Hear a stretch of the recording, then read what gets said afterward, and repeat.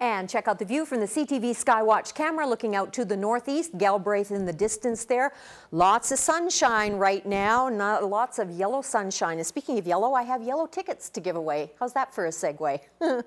These are for the Lethbridge Folk Club for this Saturday night. We've got Andrew and Zachary Smith are the performers, so there's the number. Leave me a daytime and an evening number if that's appropriate, and I'll clear the phone lines once again. And congratulations to everybody who got in on the curling tickets that I gave away last night as well. Should be a big event this weekend. 9 degrees is where we're at right now. Lots of sunshine. We got down to -1 at midnight, and we were at 6 degrees at 3 o'clock this afternoon, and then we jumped up to 9. So that sunshine certainly does make a difference. On this side of the Continental Divide, quite a bit of that in play right now as that first low pressure center that moved through overnight last night and this morning deposited that precipitation on the ground. Some areas to the west got more, some areas to the east got less, but it's pushed off and left a lot of sunshine, and that was, you know, that was nice precipitation to get that into the ground. To the west, the Continental Divide, of course, not so much sunshine, although things are starting to break up here, but we are still looking at that rotation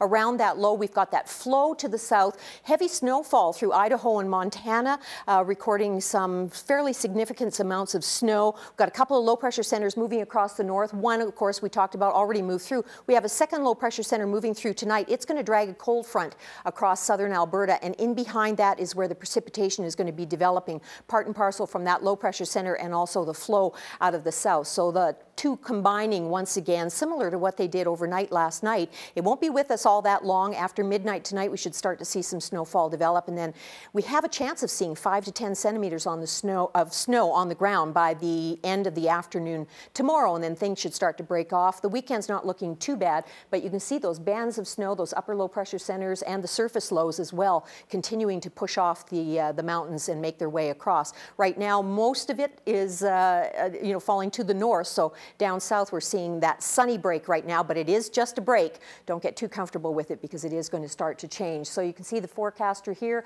We've got that precipitation to the north right now as those low pressure centers are moving across, and then as we get into tomorrow, we're going to be seeing that snowfall starting to develop, and well, starting tonight and then continuing into tomorrow throughout the day. And there you go, we've got that band of snow moving across. Some amounts will be less further east and further to the northeast, it looks like right now, but if you're in the south and to the southwest, right along Continental Divide, that's where most of the snow is going to be in the earlier part of the day. In the latter part of the day, it's really going to push off to the east and the north.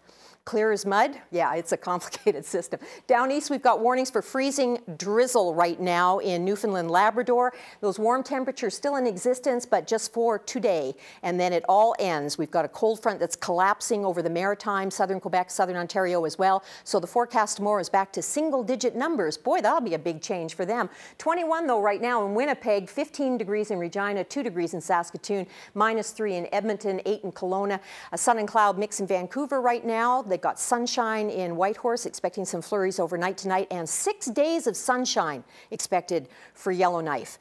Your overnight forecasts, fog developing in East Kootenay tonight down to -4. Tomorrow cloudy with some scattered flurries, 3 degrees for a high. Winds will be out of the southwest. For Crow's Nest Pass, looking at periods of snow tonight. Windy tonight, -8 for a low, -2 for a high tomorrow. Periods of snow tomorrow as well. 5 to 10 centimeters in the range for your snow tomorrow. A few centimeters tonight. Medicine Hat looking at clear skies tonight down to -5.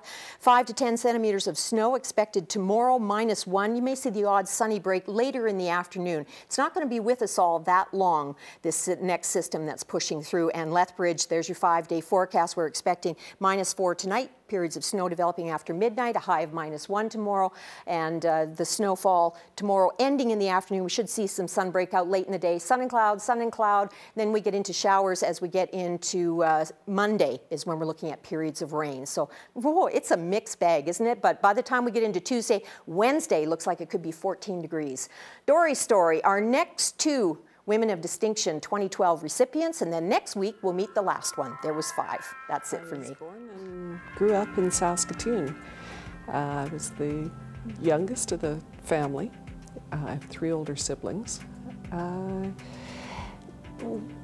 Saskatoon was a wonderful city to grow up in. It wasn't a huge city at that point. As a matter of fact, when I moved to Lethbridge many years later, it sort of reminded me of Saskatoon as I was growing up, the university on the river and the parks and all those wonderful amenities that we all enjoy. I've always been that reflective kind of person, and just recognizing that people needed to have a voice if they didn't have one themselves, and that maybe one of my roles in life was to be a proxy for others and to speak on behalf of others if they needed somebody to speak for them. And I certainly came into that in my late adolescence when I started to follow a path towards working with the most invisible populations in our society, and my need to reach out and just to have people recognize that others exist and they need to be heard. And sometimes that was my role, was to be a voice.